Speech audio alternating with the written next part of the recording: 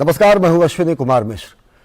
उत्तराखंड के जोशीमठ में एक ऐसा संकट आया है जो कि अप्रत्याशित है। ये प्राकृतिक संकट है और साथ ही साथ कई घरों में वहां पर दरारें आई हैं। शहर के बड़े हिस्से में घरों में दरारें आने के बाद प्रशासन ने एहतियातन परिवारों को सुरक्षित स्थान पर भेज दिया है। जिला आपदा प्रबंधन विभाग ने बताया कि करीब 600 इमारतों में दरारें देखने के बाद इन परिवारों को सुरक्षित स्थानों पर शिफ्ट किया गया है। प्रभावित लोगों को रैन बसेरों में भेजा गया है। लोगों की सुरक्षा और पुनर्वास के कदम उठाए जा रहे हैं। जोशीमठ में आई इस अप्रत्याशित संकट के बारे में प्रधानमंत्री नरेंद्र मोदी ने आज उत्तराखंड के मुख्यमंत्री पुष्कर सिंह धामी से फोन पर बात की और प्रभावित नगरवासियों की सुरक्षा, पुनर्वास और इसके संबंध में उठाए गए कदमों और समस्या के समाधान की कार्य योजना की प्रगति की भी जानकारी ली। जोशीमठ भूधसाव पर प्रधानमंत्री नरेंद्र मोदी के प्रधान सचिव डॉक्टर पीके मिश्रा ने आज प्रधानमंत्री कार्यालय में उच्च स्तरीय समीक्षा बैठक की, जिसमें कैबिनेट सचिव, भारत सरकार के वरिष्ठ अधिकारी, राष्ट्रीय आपदा प्रबंधन प्राधिकरण के सदस्यों ने हिस्सा लिया और उत्तराखंड के मुख्य सचिव ने ताजा स्थिति बैठक के सामने रखी। बैठक में संकट से तात्कालिक और दीर्घकालिक समाधान के उपायों पर चर्चा हुई। केंद्र सरकार और विशेषज्ञों की टीम लगातार राज्य सरकार की मदद में लगी है। एनडीआरएफ की एक टीम और एसडीआरएफ की 4 टीम जोशीमठ पहुंच चुकी है। स्थिति का जायजा लेने के लिए सचिव सीमा प्रबंधन और एनडीआरएफ के सदस्य सोमवार को जोशीमठ का दौरा करेंगे, यानी कल, और विशेषज्ञों का दल जोशीमठ की स्थिति का आकलन कर अपनी अनुशंसा देगा। एक विशेषज्ञ समिति बनाई गई जिसमें एनडीएमए के सदस्य, राष्ट्रीय आपदा प्रबंधन संस्थान, भारतीय भूवैज्ञानिक सर्वेक्षण विभाग, IIT Roorkee, Wadia institute of Himalayan geology और CBRI और राष्ट्रीय जल विज्ञान संस्थान के प्रतिनिधि मौजूद होंगे। क्या है ये जोशीमठ का ये अप्रत्याशित संकट, कैसी है वहां की स्थिति, आज हम चर्चा करेंगे इस विशेष कार्यक्रम में। हमारे साथ 2 खास मेहमान जुड़ेंगे, अपनी विशेषज्ञ राय देंगे। डॉक्टर कलाचंद सैनी जी, जो कि Wadia institute of Himalayan geology के डायरेक्टर हैं, हमारे साथ जुड़ चुके हैं डॉक्टर कलाचंद सैन, जो कि director Wadia institute of Himalayan geology हैं। आपका स्वागत है। प्रोफेसर नरेश चंद्र पंत जी, फॉर्मर प्रोफेसर हैं, डिपार्टमेंट ऑफ जियोलॉजी, दिल्ली विश्वविद्यालय, और साथ ही साथ ग्राउंड जीरो से ताज़ा जानकारी देने के लिए हमारे संवाददाता नीरज सिंह जुड़ेंगे जोशीमठ से। लेकिन क्या है स्थिति और क्या किए गए हैं एहतियात और क्या हो रहे हैं बचाव, देखते हैं एक रिपोर्ट। उत्तराखंड के जोशीमठ शहर में भूस्खलन के बाद बचाव अभियान जोरों पर है। जिला आपदा प्रबंधन विभाग ने बताया है कि 561 इमारतों में दरारें देखने के बाद 38 परिवारों को दूसरी जगहों पर भेज दिया गया है। प्रभावित लोगों को रैन बसेरों में भेजा गया है और लोगों की सुरक्षा और पुनर्वास के हर कदम उठाए जा रहे हैं। जोशीमठ में आए इस अप्रत्याशित संकट के बारे में पीएम मोदी ने उत्तराखंड के मुख्यमंत्री पुष्कर सिंह धामी से फोन पर बातचीत कर प्रभावित नगरवासियों की सुरक्षा और पुनर्वास हेतु उठाए गए कदमों और समस्याओं के समाधान की कार्य योजना की प्रगति की जानकारी ली। माननीय प्रधानमंत्री जी ने दूरभाष पर मुझसे काफी डिटेल में सारी जानकारी ली है कि कितने परिवार उसकी जद में आ रहे हैं, कितना नुकसान हुआ है, किस प्रकार से वहाँ पर पानी निकल रहा है, लोगों के विस्थापन के लिए, लोगों को सुरक्षित स्थानों पर ले जाने के लिए क्या किया गया है, राहत शिविरों में कैसे लोग रह रहे हैं, आगे कैसे उनके पुनर्वास की व्यवस्था होनी है, उस सब पर माननीय प्रधानमंत्री जी ने बहुत विस्तार से चर्चा की है और उन्होंने जोशीमठ को बचाने के लिए हर संभव प्रयास जो भी होगा, हर संभव उन्होंने आश्वासन भी दिया है, विश्वास दिया है। वहीं दूसरी ओर जोशीमठ भूधसाव पर प्रधानमंत्री के प्रधान सचिव डॉक्टर पीके मिश्रा ने प्रधानमंत्री कार्यालय में उच्च स्तरीय समीक्षा बैठक की, जिसमें कैबिनेट सचिव और भारत सरकार के वरिष्ठ अधिकारियों और राष्ट्रीय आपदा प्रबंधन प्राधिकरण के सदस्यों ने हिस्सा लिया। बैठक में संकट के तात्कालिक और दीर्घकालिक समाधान के उपायों पर चर्चा हुई। केंद्र सरकार और विशेषज्ञों की टीम लगातार राज्य सरकार की मदद में लगी है। एनडीआरएफ की एक और एसडीआरएफ की 4 टीमें जोशीमठ पहुंच चुकी हैं। स्थिति का जायजा लेने के लिए सचिव सीमा प्रबंधन और एमडीएमए के सदस्य सोमवार को जोशीमठ का दौरा करेंगे। विशेषज्ञों का एक दल जोशीमठ की स्थिति का आकलन कर अपनी अनुशंसा देगा, जिसमें एमडीएमए के सदस्य, राष्ट्रीय आपदा प्रबंधन संस्थान, भारतीय भूवैज्ञानिक सर्वेक्षण विभाग, IIT Roorkee, Wadia institute of Himalayan geology, CBRI और राष्ट्रीय जल विज्ञान संस्थान के प्रतिनिधि शामिल होंगे। इसके अलावा जल शक्ति मंत्रालय ने कहा है कि उत्तराखंड के जोशीमठ क्षेत्र में भूमि धंसने और उसके प्रभाव के शीघ्र अध्ययन के लिए एक समिति गठित की जा चुकी है। कमेटी रिहायशी बस्तियों, भवनों, राजमार्गों और बुनियादी ढांचे की सुरक्षा से संबंधित त्वरित अध्ययन करेगी। भूमि धंसाव के कारणों और उसके प्रभाव की जांच कर वो 3 दिनों के भीतर राष्ट्रीय स्वच्छ गंगा मिशन को रिपोर्ट सौंपेगी। समिति में पर्यावरण मंत्रालय, केंद्रीय जल आयोग, भारतीय भूवैज्ञानिक सर्वेक्षण और राष्ट्रीय स्वच्छ गंगा मिशन के प्रतिनिधि शामिल होंगे। इससे पहले शनिवार को उत्तराखंड के मुख्यमंत्री पुष्कर सिंह धामी ने जोशीमठ पहुंचकर जमीन धंसने से प्रभावित क्षेत्रों का दौरा किया और पीड़ित परिवारों से मुलाकात की। पुष्कर सिंह धामी ने जिला प्रशासन के अधिकारियों के साथ बैठक कर स्थिति की समीक्षा भी की। जमीन धंसने के कारणों की पड़ताल के लिए 8 सदस्यों का विशेषज्ञ दल पिछले 3 दिनों से जोशीमठ में है। जोशीमठ में आपदा नियंत्रण कक्ष भी स्थापित किया गया है। संकट से प्रभावित लोगों को खतरे वाली जगहों से सुरक्षित निकाला जा चुका है और राज्य सरकार ने पुनर्वास केंद्र भी बनाया है।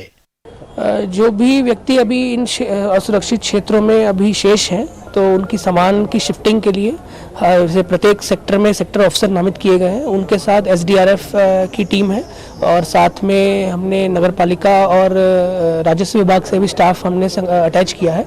तो पूरा सामान की शिफ्टिंग ताकि तत्काल रूप से और जल्दी से जल्दी हो, तो सामान शिफ्टिंग में भी हम संपूर्ण सहयोग कर रहे हैं। स्थानीय प्रशासन प्रभावित नागरिकों के पुनर्वास के लिए त्वरित रूप से लगा हुआ है। विस्थापित परिवारों की हर संभव मदद की जा रही है और उन्हें सूखा राशन और मेडिकल सुविधाएं मुहैया कराई जा रही हैं।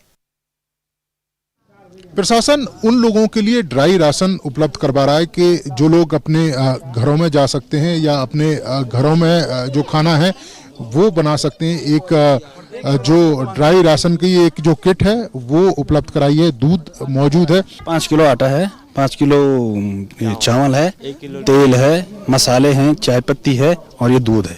मैं अगर आपको दिखाने की कोशिश करूं, हमारे कैमरामैन आपको दिखाएं, तो ये अगर आप देखें तो ये दाल है, दाल मौजूद है।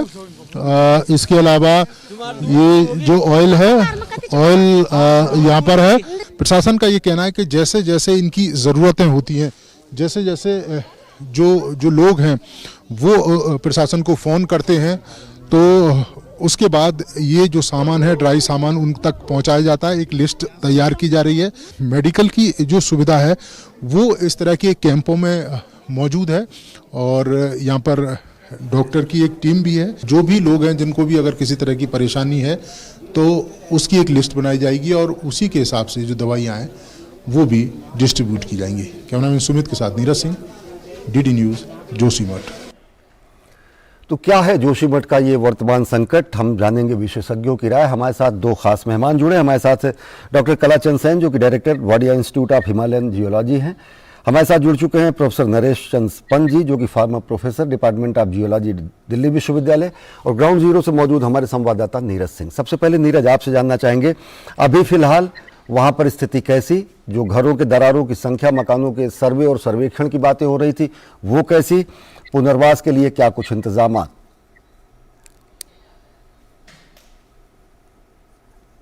जो मकानों की संख्या है, जिन मकानों में दरार पड़ी थी अश्विनी, वो 600 से ज़्यादा है और उसका तो सर्वे करीब करीब कर लिया है प्रशासन ने।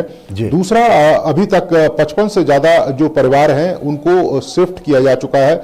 इसके अलावा प्रशासन लगातार उन लोगों से अपील भी कर रहा है जिनके घरों में दरारें हैं कि वो जल्द से जल्द प्रशासन के द्वारा जो जगह उपलब्ध कराई गई हैं वहाँ पर वो शिफ्ट हो जाएं, क्योंकि प्रशासन ने तमाम जो इंतजाम है वो उनके कर रखे हैं। सर्दी का इंतजाम है वहाँ पर, और इसके अलावा जो बच्चे और जो बुजुर्ग आते हैं उनकी सुविधा का भी जो ध्यान है वो रखा गया है। आज एक अभी लेटेस्ट अपडेट मिला है कि जो जोशीमठ के जो तमाम होटल हैं वो भी जो प्रशासन है वो धीरे धीरे एक्वायर कर रहा है। उन होटल के मालिकों को कहा गया है कि जो भी लोग पुनर्वास के थ्रू वहाँ पर पहुँचेंगे उनको जगह देनी होगी, उनको वहाँ पर रुकाना होगा।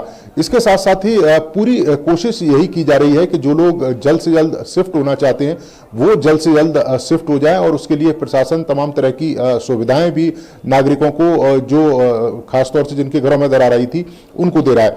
4000 रुपये की जो राशि है वो प्रशासन ने तय कर दी है कि अगर कोई व्यक्ति कहीं किराए पर भी रहना चाहता है तो उसके परिवार को 4000 रुपये प्रति महीना दिया जाएगा 6 महीने तक, ताकि उसको किसी तरह की परेशानी ना हो। जाड़े के समय जो अलाव है उसकी भी जो व्यवस्था है वो की गई है। तो तमाम तरह के जो उपाय हैं वो प्रशासन लगातार कर रहा है। इसके अलावा तमाम जो आपदा प्रबंधन की जो टीमें हैं वो अलर्ट मोड पर रखी गई हैं। मेडिकल सुविधाएं यहाँ पर मौजूद हैं। इसके अलावा अगर एयरलिफ्ट करने की भी स्थिति आती है तो उसके लिए भी अलर्ट मोड पर हमारे जो टीम है वो यहाँ पर मौजूद है। तो इंतजाम तमाम तरह के कर लिए गए हैं। अब सबसे बड़ी बात है कि जो करीब 1.5 किलोमीटर का जो एरिया है जहां पर दरार आई है, या कह सकते हैं कि जमीन जहां से धसी है, वहां के लोगों को किस तरीके से पुनर्वास किया जाए, किस तरीके से उन लोगों को किसी दूसरी जगह शिफ्ट किया जाए, क्योंकि ये तो तय है अश्विनी कि ये जो इलाका है जो धस रहा है वो काफी सेंसिटिव इलाका है। अगर अभी कुछ नहीं हुआ, आने वाले समय में यहाँ पर कोई हादसा हो सकता है, इसलिए इन लोगों को जरूर यहाँ से शिफ्ट करना होगा।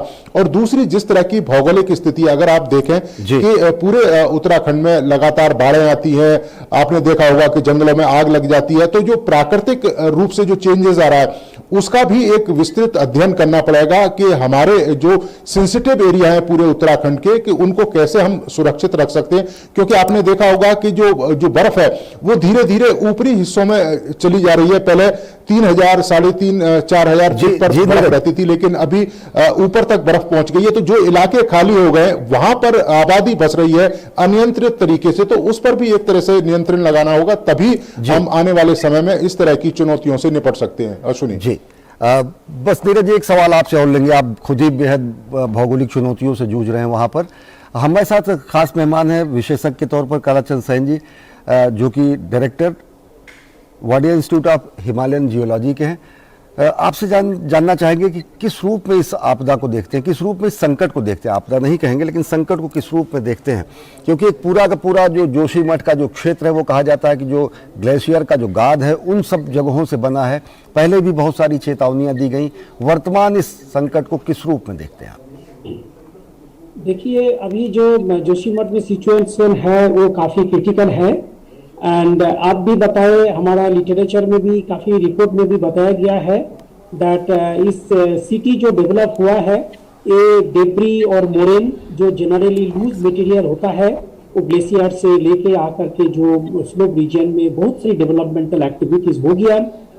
तो इसमें से हम लोगों को ये पता चल रहा है, एंड अभी हम लोग ये भी देख रहे हैं लॉट ऑफ ट्रैक्स डेवलपमेंट हुआ है, and this city is fully stressed by the load of different type of structures, hotel, restaurants, even road constructions, tunnel constructions। ये तो एक चीज ऊपर से हो रहा है, एंड उसका नीचे का जो बेसमेंट रॉक है जिसके ऊपर फाउंडेशन हुआ है वो भी उतना मजबूत नहीं है। थोड़ा सा हमने बताई है द लूज डेब्री मटेरियल के ऊपर ही ये सिटी और टाउन डेवलप हो रहा है। इसके अलावा हमने ये भी देख रहा है जो क्लाइमेट इंड्यूस्ड फेनोमेना से इसका चारों तरफ इतना सारी रिवर्स है, नालाज है। जब भी 2021 में हेवी रेन हुआ था, 2022 में जब हमारा ऋषिगंगा दलीगंगा में फ्लैश फ्लड आया था, डिलीज हुआ था, उसमें इतना सारी वाटर, इतना सारी डेब्री एक साथ में नदी के थ्रू और नाला के थ्रू फ्लो होने लगा। जो नदी एंड नाला ये जोशीमठ का डाउन स्लोप में है, तो डाउन स्लोप जो नीचे का पोर्शन है उसका साइड ऑफ द रिवर में कटिंग हुआ था, जिसको हम लोग फ्लो कटिंग बोलते हैं। उसके अंदर रॉक के अंदर पानी भी घुस गया, उसमें पानी वाटर जो रॉक का स्ट्रेंथ है जिसके ऊपर पूरा सिटी खड़ा है वो स्ट्रेंथ रिड्यूस हो गया। उसका सस्टेनेबल पावर जो ऊपर से लोड आ रहा है हेवी कंस्ट्रक्शंस का वो सफिशिएंट नहीं है। तो इसके वजह से वो स्लोली सब्सिडेंस हो रहा है। एंड इस सिटी जो टाउन डेवलप हुआ है, ये टाउन में जो हमारा ड्रेनेज सिस्टम है, ये जो सीवेज सिस्टम है वो भी साइंटिफिक प्लान में नहीं हुआ है। जहां मर्जी मकान बना दिया, ये बना दिया, वो बना दिया, तो नेचुरल फ्लो ऑफ वाटर वो ऑब्स्ट्रक्शन हो गया। उसके वजह से वो पाथ दूसरा अल्टरनेट पाथ ले रहा है, एंड उसके वजह से लॉट ऑफ स्ट्रेस डेवलप हो रहा है। तो ये जो सिटी है अभी stress by climate induced phenomena, by the anthropogenic activities or developmental activities, as well as the region is over the tectonically active zone, seismic zone 5, जहां पर earthquake and other tectonic neotectonic movement चल रहा है। जी, professor Naresh Chandra Pant ji हमारे साथ हैं, जो कि former professor department of geology Delhi university से हैं। प्रोफेसर पंत, आपसे जानना चाहेंगे, अगर हिमालय को देखें तो भौगोलिक स्थितियां और साथ ही साथ पृथ्वी के निर्माण में सबसे युवा अगर देखें तो युवा हिमालय कहा जाता है। बहुत सारी ऐसी भूगर्भीय स्थितियां वहां पे होती हैं। एक प्लेट्स का, इंटरनल प्लेट्स का, प्लेट टेक्टोनिक्स थ्योरी जो कही जाती है, वो हिमालय की ऊंचाई बढ़ने की भी बात कही जाती है। अस्थिर है कहीं ना कहीं हिमालय, युवा है। ऐसे में जैसा कि प्रोफेसर सैन जी कह रहे हैं कि ड्रेनेज सिस्टम का ना होना या फिर एक सुव्यवस्थित विकास ना होना, किस रूप में देखते हैं कि ये एक सबक, चेतावनी भी है भविष्य के लिए भी? अभी जानमाल का बहुत नुकसान ना हुआ है, ना होने दिया जाएगा, सरकार, केंद्र सरकार का पूरा प्रयास है, लेकिन एक कहीं कहीं सबक भी इसमें दिखता है इस संकट में। देखिए अश्विनी जी, दो पहलू हैं इस चीज के। एक तो ग्राउंड जीरो से, जैसे आपके रिपोर्टर भी बता रहे हैं और सरकार भी कोशिश कर रही है जी कि जो समस्या है उसका त्वरित समाधान अगर कुछ हो सकता है उसको करने के लिए, वो एक पहलू है। एक दूसरा पहलू ये है अश्विनी जी कि क्या ये समस्या केवल जोशीमठ तक है? क्या ये जो वैज्ञानिक कारण है, क्या ये और जगह हो सकता है या होगा या नहीं? और जोशीमठ पे अभी क्यों हुआ है? अगर हम इन तीन चीजों पे ध्यान दें तो देखिए ये वेल नोन है कि जोशीमठ जो फाउंडेशन है ज्यादातर उस पूरे टाउन की, वो फर्म रॉक पे नहीं है, लैंडस्लाइड पे है। अभी डॉक्टर सैन ने भी ये बताया। तो जो फाउंडेशन उस पे नहीं है, मगर ये आज की बात नहीं है, ये शुरू से ही ऐसा है। समस्या क्या हुई है या जिसके कारण अब चीजें धंसने लगी हैं, उसमें मुझे जो लगता है एक बहुत बड़ा कारण ये है कि जो कटाव हो रहा है, चाहे वो टो पे हो रहा हो, यानी लैंडस्लाइड के बिल्कुल नीचे हो रहा हो या बीच में हो रहा हो, उससे जो छोटे छोटे पानी के जिसको हम एक्विफर्स कहते हैं वो थे, वो उसको उनका प्रेशर उसको सस्टेन किए हुए था लैंडस्लाइड को। जैसे ही वो टूटा, उससे वो वहां पे वैक्यूम क्रिएट हो गया या वहां श्रिंक कर गए या वॉल्यूम कम हो गया। वो वॉल्यूम कम होने से उस जगह पे चीजें धंसने लगी क्योंकि उसको एडजस्ट करना था। इसका एक बड़ा एक उदाहरण है ऐसे ही, जैसे कोयले की खदान होती थी तो वहां पर जो कोयला नीचे से निकाल लेते थे और पूरा नहीं भरा जाता था, झारखंड के कई इलाकों में, धनबाद के आसपास, तो वहां पे भी जमीन सिंक करती थी जी। तो सिंकिंग का कारण। पंत साहब, आपसे एक गुजारिश है, बेहतर नेटवर्क में आप आएंगे, आप फ्रीज हो रहे हैं, स्पष्ट तरीके से दिखाई नहीं पा रहे हैं। आपसे गुजारिश है, बेहतर नेटवर्क में। हम नीरज के पास चलेंगे। नीरज, अगर देखें तो ये कहा जा रहा है कि एसडीआरएफ, एनडीआरएफ की एक टीम पहुंच चुकी है, एसडीआरएफ की 4 टीमें पहुंच चुकी हैं ऑलरेडी। खुद सचिव सीमा प्रबंधन कल पहुंच रहे हैं, एनडीएमए के अन्य सदस्य वहां पर पहुंच रहे हैं। अभी तात्कालिक तौर से अगर देखें तो सब कुछ काबू में है। बावजूद इसके प्रशासन ने क्या पूरे उन खतरे वाले स्थानों से लोगों को सुरक्षित स्थान पर पहुंचा दिया है? एक बात। दूसरी, कुछ ऐसी खबरें आ रही कि कर्णप्रयाग में भी कुछ मकानों में दरारों की बातें, क्या आधिकारिक तौर से राज्य सरकार या कोई महकमा इसकी पुष्टि भी करता है? देखिए, अभी अश्विनी, कर्णप्रयाग में जरूर खबरें आ रही हैं, लेकिन आधिकारिक रूप से अभी इस तरह की जो पुष्टि है, इस तरह की जो जानकारी है, वो प्रशासन की तरफ से नहीं दी गई है। क्योंकि इस पूरे इलाके को अगर आप देखें अश्विनी, तो ये अचानक से जो घटना हुई है, जो अचानक से दरारें जो पड़ी हैं, वो ऐसा नहीं है। पहले से भी 1-1.5 साल पहले से भी धीरे धीरे इस तरह की जो दरारें हैं वो जोशीमठ और उसके आसपास के इलाकों में देखने को मिली हैं। ये जो जनवरी में 1 या 2 जनवरी को अचानक से ये दरारों की जो संख्या है वो ज़्यादा हो जाती है, या कह सकते हैं कि चौड़ी हो जाती है। दूसरी जिसका आप जिक्र कर रहे थे कि एनडीआरएफ की टीम और इसके अलावा दूसरी जो आपदा प्रबंधन की जो टीम है, निश्चित तौर पर जो आपदा प्रबंधन की टीम है, एसडीआरएफ वगैरह, वो यहाँ पर मौजूद है। जैसा कि मैं पहले भी आपसे जिक्र कर रहा था कि तमाम जो हमारी जो टीमें हैं उनको अलर्ट मोड पर रखा गया है और मेडिकल सुविधा है। एयरलिफ्ट के लिए अगर कोई अगर सुविधा की जरूरत है तो हेलीकॉप्टर्स वगैरह हैं वो भी अलर्ट मोड पे हैं। तमाम जो हमारे जो अधिकारी हैं, खासतौर से चमोली डिस्ट्रिक्ट के अंतर्गत जोशीमठ आता है, तो उन अधिकारियों को भी स्टैंड बाई मोड पर रख दिया गया है। डीएम खुद यहाँ पर जोशीमठ में बैठे हुए। तो कोशिश यही है कि जान माल का कम से कम जो नुकसान है वो लोगों को उठाना पड़े। हालांकि आपने देखा होगा कि कई सारे मकान दरक गए, तो वो तो अब रहने वाली स्थिति में नहीं रहे, क्योंकि उनको तो परमानेंटली उन लोगों को या तो किसी दूसरी जगह शिफ्ट करना होगा या कोई जो वैकल्पिक जो व्यवस्था है वो उसके लिए अपनानी होगी। जैसा कि राज्य सरकार ने भी कहा है कि वो 2 योजनाओं पर काम कर रही है। एक तो दीर्घकालीन योजना की किस तरीके से राज्य के लिए जो आर्थिक और धार्मिक रूप से महत्व ये जोशीमठ रखता है और देश के लिए सामरिक रूप से महत्व रखता है, ये उसको हम कैसे सुरक्षित कर सकें। और इसके अलावा अल्पकालिक योजना के तहत जो लोग अभी भी फंसे हुए उनको जल्द से जल्द निकालकर सुरक्षित स्थानों पर पहुंचाएं ताकि कोई बड़ा हादसा या ना हो पाए। जी बस नीरज बने रहे आप हमारे साथ हैं कलाचंद सैन जी। सैन जी, आपसे जानना चाहेंगे कि इससे पहले भी इस तरीके की जोशीमठ को लेकर संवेदनशीलता और कई बार चेतावनियां या फिर कई तरीके से बातें कही गई, बावजूद इसके मैं जिक्र करना चाहूंगा कि 1975 में मिश्रा आयोग बना था, जब यूपी का हिस्सा हुआ करता था ये पूरा का पूरा राज्य, उसकी बहुत सारी ऐसी सिफारिशें थी। 47 साल 50 साल पहले से ही इस मुद्दे को लोग ट्रेस कर रहे थे। किस रूप में देखते हैं आज के आए हुए संकट को? कहीं ना कहीं पूर्ववर्ती स्थितियों का आकलन कहीं कमतर किया गया?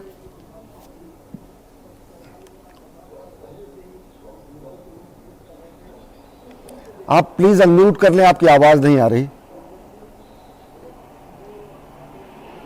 सॉरी, इसके बारे में हमारा जो मिश्रा कमेटी का रिपोर्ट 1976 में पेश हुआ था, इसमें सारी पॉइंट्स अभी हम लोग जो दूसरा बार डिस्कशन कर रहे हैं सभी लिखा हुआ था। जो एक वीक फाउंडेशन के ऊपर सिटी डेवलप हो रहा है, यहाँ पर ड्रेनेज सिस्टम ठीक नहीं है, यहाँ पर मकान को बनाना है दूसरा तरह से जो प्लेन में बनता है उस तरह से नहीं है, इसमें लकड़ी का इस्तेमाल होना चाहिए, इसमें बैम्बू का इस्तेमाल होना चाहिए। But what happened exactly particularly Joshimath, because in the Himalayan region में और भी बहुत सारी हिली टाउन है जिसके भी असेसमेंट करने का जरूरत अभी आ गया है after this incident. But compared to many other hilly town, Joshimart has got a special attention and importance because of his strategic importance, because of his religious importance, because of his trekking point of view, because ये gateway हुआ है बद्रीनाथ का, gateway हुआ है ओली का, gateway हुआ है आपको ट्रेकिंग लोगों को यहाँ से जाते हैं, एज वेल एज ये जो हमारा शंकराचार्य का प्लेस है, तो बहुत पहले से ही यहाँ पर आना जाना है।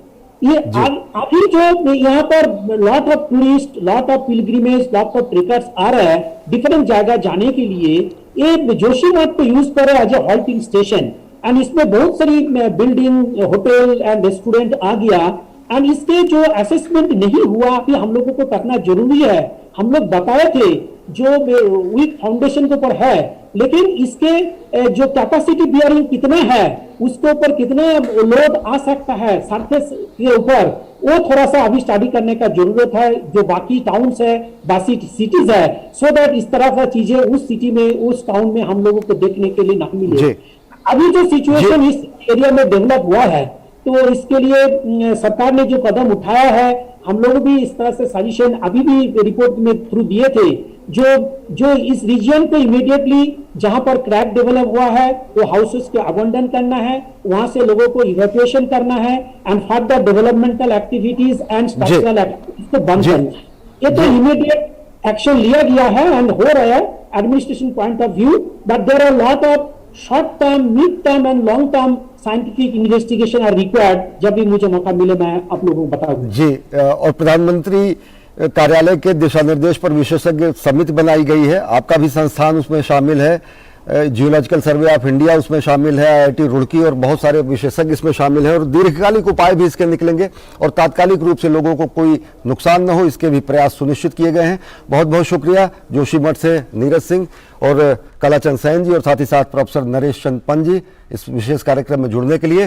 तो निश्चित तौर से अगर देखें तो विशेषज्ञों की ये राय है, और साथ ही साथ हमारे संवाददाता जैसे बता रहे हैं कि सभी तैयारियां वहां पर मुकम्मल हैं किसी भी स्थिति से निपटने के लिए। जोशीमठ में हालात बेहतर हैं, सभी लोगों को सुरक्षित स्थानों पर भेजा गया है। पुनर्वास एवं राहत की व्यवस्था पूरी तरीके से मुकम्मल है और साथ ही साथ प्रधानमंत्री कार्यालय के दिशा निर्देश में विशेषज्ञ दल और अन्य दलों का वहां पर जाकर इस समस्या का तात्कालिक और दीर्घकालिक समाधान ढूंढा जाना सुनिश्चित किया जा रहा है।